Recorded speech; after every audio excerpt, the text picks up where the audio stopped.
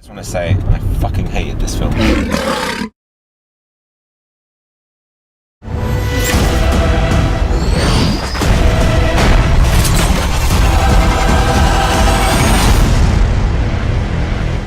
Amazing Spider-Man 2. Amazing Spider-Man 2. What did you think? Overall, it was mediocre. The things I did like was Electro when he, like, not his backstory, and not the way he became Electro, because that was stupid.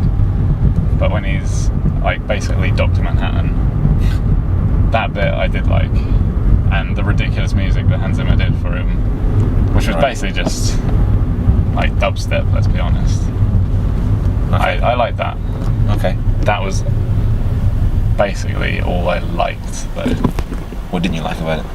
There's too much of the lovey-dovey stuff. Yeah. And it seems to be really randomly, like, intercut. I don't know if you had that as well, where it's just like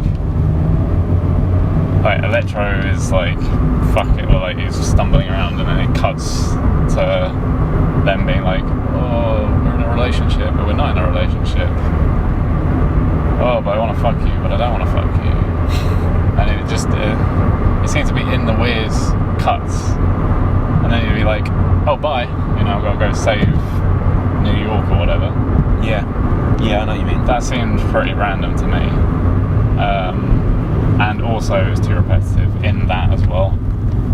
Right. Like, it was the same little segment of their relationship over and over, pretty much. Yeah. Of just like, I want to be with you, but I can't be with you because of my ghost, your ghostly father looking over me. Yeah.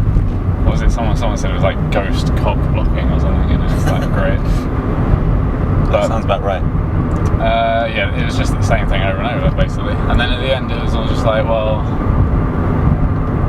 he just puts that like I love you sign up, and she's like back with him almost, I don't know. Or he's like, I'll follow you anywhere. I don't know, it's just like all that for nothing, essentially. Yeah. And he's just going to ignore the fact that of the ghostly father thing, and then she dies because of it. Spoilers, by the way. Yeah. Everyone knows that. Man. I just want to say, I fucking hated this film. Yeah, at least I liked something. It was so bad. It was just, it wasn't a Spider-Man film, really. It was just trying to be too many things that weren't Spider-Man. Basically, it starts off like a Jason Bourne film with some sort of conspiracy.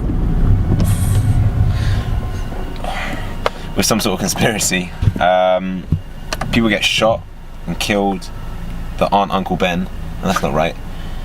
You know, it's literally what Red Letter Media said that they wanted, where they want a Spider-Man film to start with him swinging in to rescue an old lady from like a crossing, and a car's about to hit her, and he saves her just in time, or he stops a bank robbery. Well, you did have a bit of that silly stuff though, didn't you? Yeah, you have to. I think like it's still a Spider-Man film based on that, but for me, there's too much of this other stuff, trying to be too dark, trying to be too much like the Dark Knight, the Nolan films. It just doesn't work. It really doesn't in that context. And I didn't like the fact that there were too many bad guys, because it just really doesn't work in superhero films, I think. They just can't work it. Well, or they didn't have the story, at least, to accommodate that many bad guys convincingly. They only had two, really. No, they had the Rhino guy. I know they had Rhino, but he was just a criminal at the beginning. He's being set up for another film, probably. Sort of. But he does fight him at the end. The Green Goblin is being set up for another film, and there's no point of him even being in the film particularly, because he does kind of just show up. He sort of shows up at the end and then has a fight and then goes away again. Yeah. And there's no resolution to that, because surely Spider-Man now knows that Harry Osborn, I think he's called, he's that bad guy. So surely he just goes along to his house and beats the crap out of him or something, or webs him up. Everyone knows that Spider-Man is Peter Parker in this series, right? As well, yeah, that as well. So that it's just so many things bothered me about this film. The continuity of it, like you said, is exactly another thing that just really pissed me off about it. The main actor, Andrew Garfield, he just really annoys me. He just really annoys me. I don't mind him in Never Let Me Go. I've never seen him. He might be better in that, I don't know. I've only ever seen him in Spider-Man films, and I didn't like either of them. but that's to say, Tobey Maguire isn't a good actor.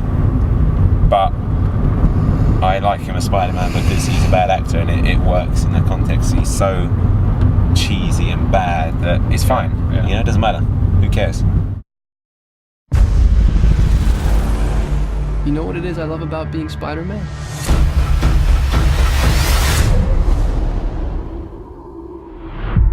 Everything.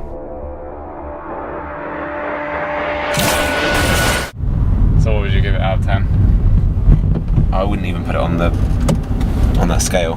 That's too generous. I would just never watch it again, ever. I don't even know why I watched this one. You never watch it again, ever? Really? Never again. So what, you're going to give it a 0 out of 10? I'm Or a just, -1 out of 10? I'm just disappointed that probably that much money was wasted on that sort of like film, and it was shit. Well, It's just fucking awful. I'll give it a 5 out of 10 because I'm nice. And because I didn't hate it, I just thought it was rubbish mostly and there was only 1 or 2 good bits.